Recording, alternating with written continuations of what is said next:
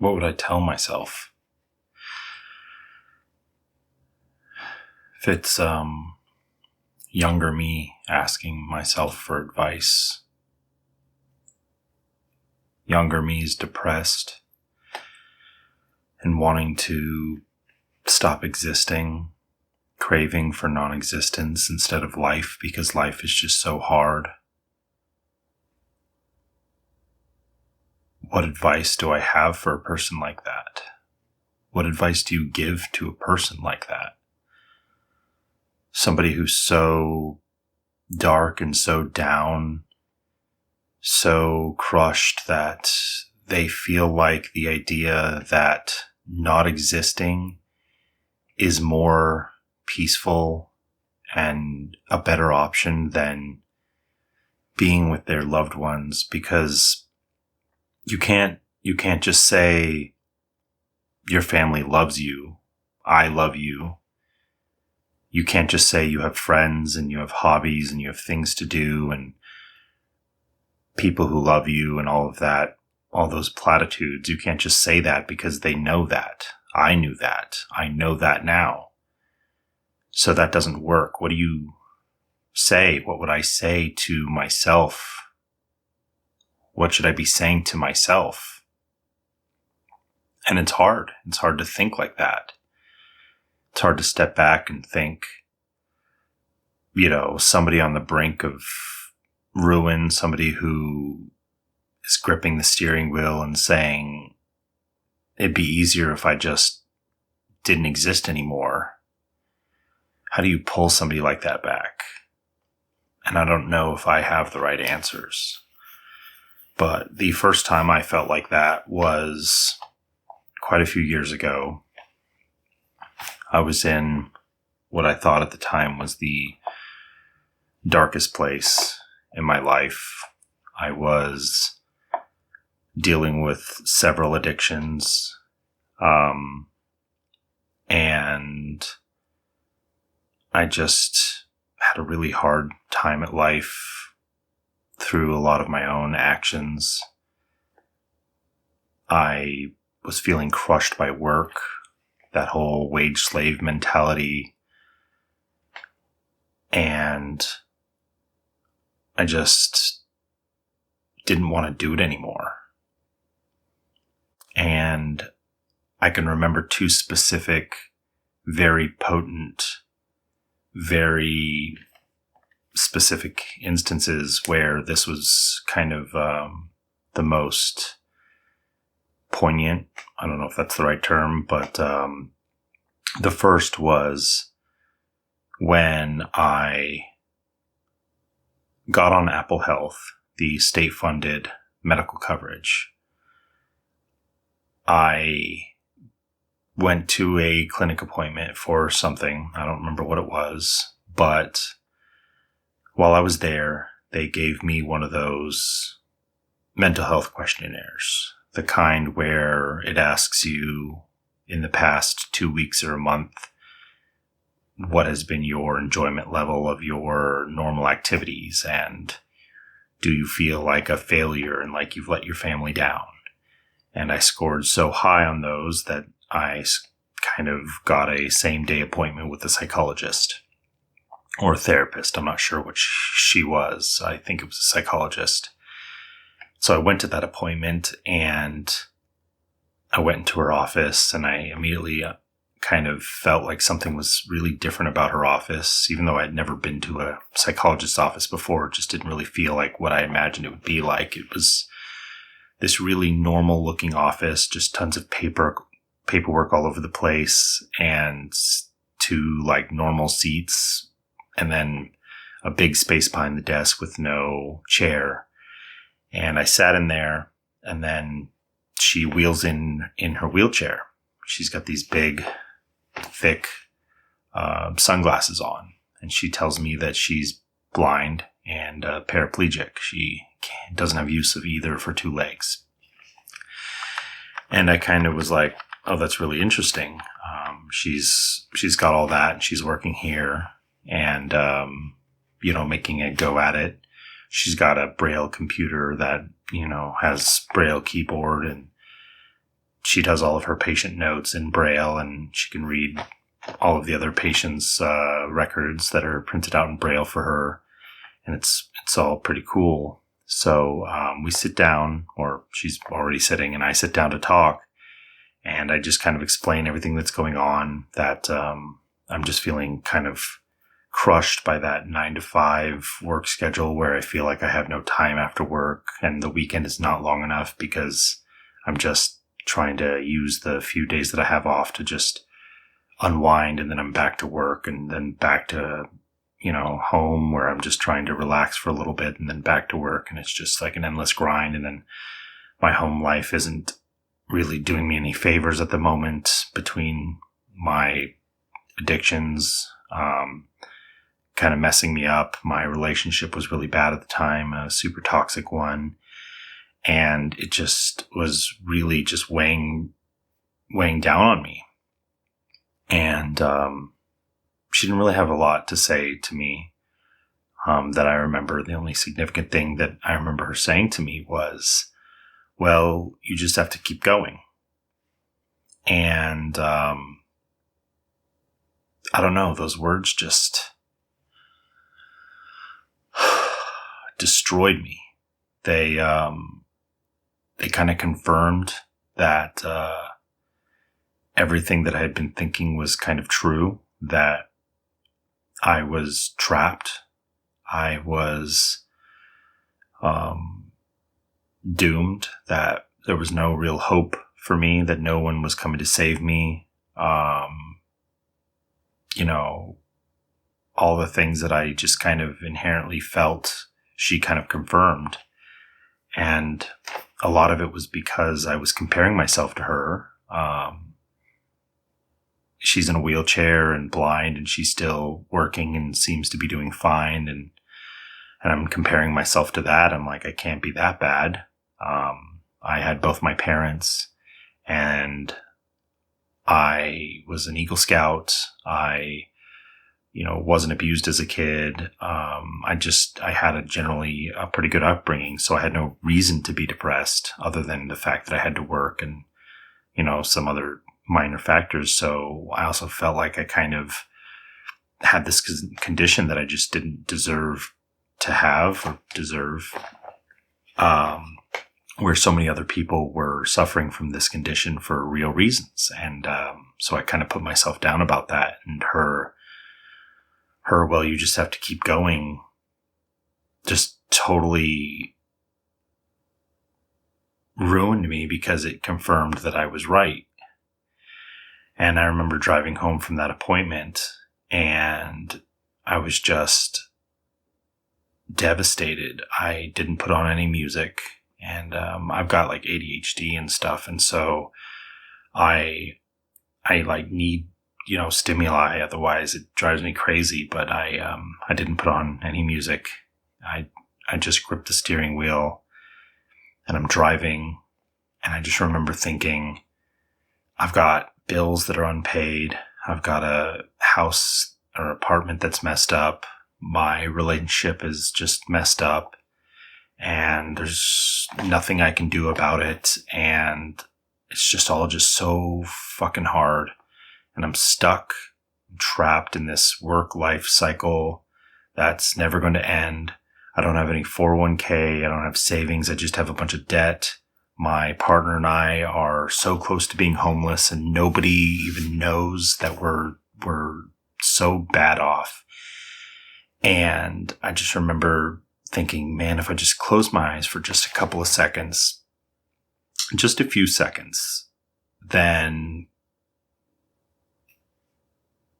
I'll just cease to exist and it'll all be over. And I won't have to deal with any of that anymore. And I didn't do it. I drove home. I was fine, whatever. I started journaling sometime after then. I've still got those journals, and they're really dark. So that was one of the moments. Another moment was, I think a little bit before that, I was working at my first job in apartment maintenance, and I was working at a high rise, and I really, really enjoyed this job. I was working with my mom. She was the manager, and we worked really well together. At least we both thought we did. It turns out the company didn't seem to think so. I think it's, that's a whole other ball of wax, but we were getting stuff done. And even though I had some imposter syndrome, I got the job without any sort of practical experience. My father was in Home Depot for a long time, and I did some do-it-yourself projects with him, and I just am kind of a crafty person. And I just kind of put myself forward and was like, yeah, I can do the job. And they hired me at this high rise and were like, get it done. And I was getting it done. And so, about a year in, they were like, it's time to cross-train you with the rest of the crew, which, consisted of a couple of other guys who were basically roving maintenance guys who took care of the rest of the properties. And they told me that I was going to be 1 week with the roving team, learning all their ropes, and then 1 week back in my high rise, and then 1 week with the roving team, and then I'd be back at the high rise. And I never went back to the high rise again. So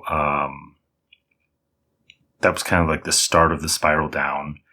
I'm not really big on change. I don't enjoy it. It gives me a lot of anxiety. But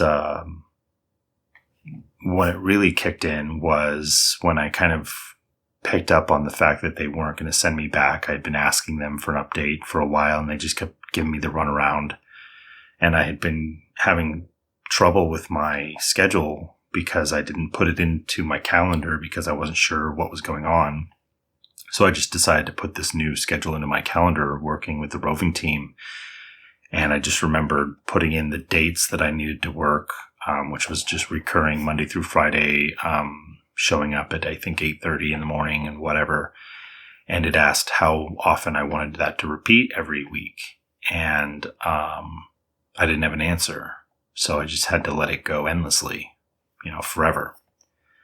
And I just remember that sinking feeling where I knew that not only did I have debts and bills that were unpaid, but I had no 401k. I had no plan for the future. I had no savings. I had nothing. I was just a idiot kid who just was wasting his money, wasting his life, and I was likely going to be working until the day that I died because I hadn't made any sort of plan.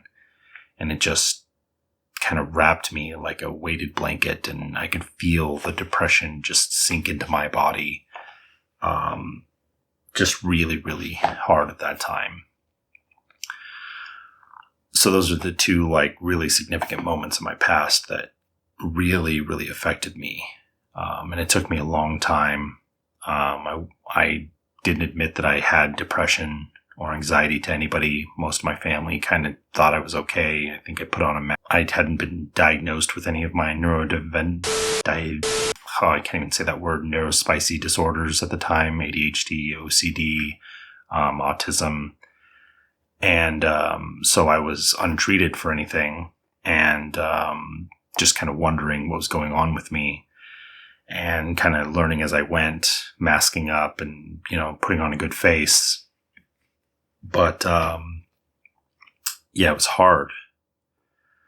So years later, I met somebody else. I broke up with my now ex. I was in a much better space. I got into therapy with a good therapist. She was awesome. She helped me work through a lot of great stuff, got over 2 of my addictions. Well, 3, all of my addictions, I guess. Which I guess I can talk about what those are later. I need to kind of go over those in more detail. And I kind of got better. I was on top of the world. I felt super great. I was loving life. Me and my partner just jiving and vibing, and everything was super duper. And I was working at this new company, the company I'm at now, when I injured myself on the job, back injury. And it's just a hell of an injury where like it's just so hard to do so much stuff that I'm used to doing.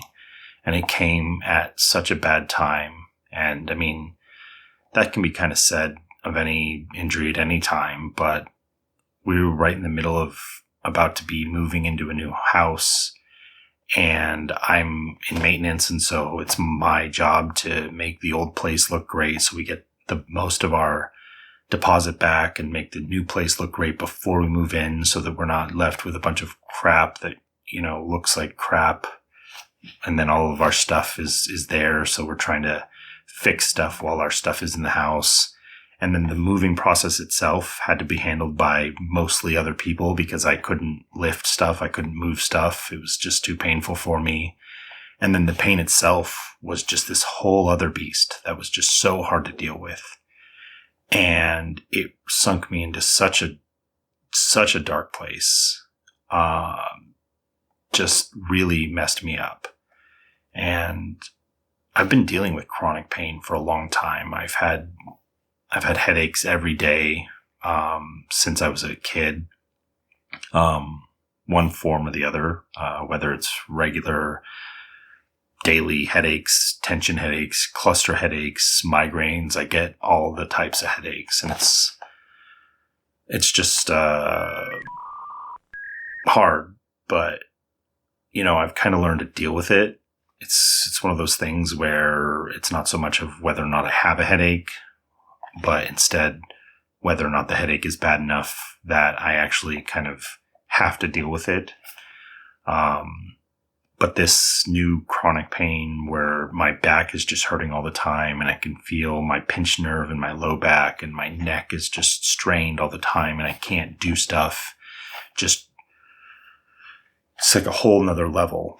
And on top of that, my headaches didn't go away. So I've got the headaches, the back pain, and I'm just stressed about work. I'm stressed about home, and I'm stressed about being in pain. And I got back to that point where I'm driving to work, and yeah, they've got me on light duty, but I'm driving to work or driving home, and I can just feel the pain in my back. And I'm just thinking it would be so much easier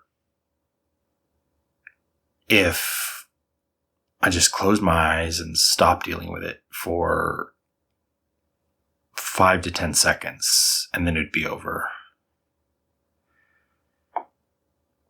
But even then, I didn't admit to myself that I was, I knew other people who had actually attempted to do it. And so I kind of justified to myself that I wasn't, because I wouldn't actually do it. I'm kind of afraid of hurting myself. I can't prick my own finger with a needle, let alone cause myself actual harm. And so because I never actually had any plans to go through with anything, I would put myself down and say, no, that's not me. I don't actually have that problem. And so I never sought any help for it until a couple months in, I'm seeing my doctor, and every time I see her, I'm just crying and bawling my eyes out in front of her as I'm stressed out about work and other stuff. And she recommends I see a therapist for BHI, behavioral health intervention, I think. And then through that, I got another psychological evaluation, which is like the large form of that little test I took at that clinic. And turns out I've got major depression. And so what that presents as for me now is that I'm just so kind of numb to everything. This has been going on for so long for me now that I just kind of feel like I died already. I feel like a zombie, just waking up every morning, going to work, just kind of ambling through the day at work, coming home, trying to do something in the evening before bed, trying to sleep and not sleeping very well. That's its own whole ball of wax. And then doing the same thing the next day. and then coming home, doing the whole thing for a week, and then the weekend rolls around and I spend the 2 weekend days trying to, get a little bit back towards normal, and then it's back to work. And so I'm just back in this place of just, I don't know. I just feel stuck. I just feel dark. I just feel depressed. And it's hard to even admit that. But I'm supposed to be looking for a silver lining. I'm supposed to be telling myself,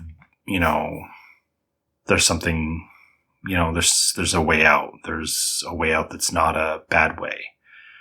And I think that the conclusion I would come to, and what I would tell my younger self and myself now and myself watching this in the future, is that I don't want to say it gets better, because that sounds kind of stupid, but when a baby falls on its butt and it hurts, they cry and scream because they think it's the worst thing in the world. That's the worst thing that's ever happened to them. And then you get older and you trip and you skin your knee and you cry because it's the worst thing that's ever happened to you. And then you fall off your bike and maybe you break your arm and you scream and you cry because it's the worst thing that's ever happened to you. And then you get depressed and you feel really bad and it's the worst thing that ever happened to you. And then now you hurt your back and you're depressed and you've got headaches and your knee hurts and, a host of other issues, and you feel like it's the worst thing that ever happened to you. But after each of those, it did get better. Whether that time was brief or the time was long, but that time did come, even though it felt like it never would. It came.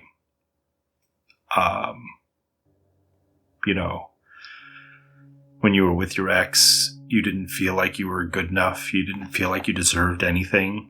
You didn't feel like you deserved anybody. And then Lauren came. And she's the best thing that ever happened to you. And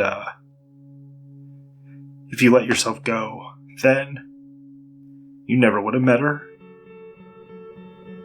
And so you just got to remember that you don't know what's coming, and sure, it feels like this is the worst thing that ever happened, but I don't know how to say it better, but it gets better. And sure, this is a dark time right now, but it's not going to last forever. And you've got to be around for when it does get better, because otherwise it can't get better.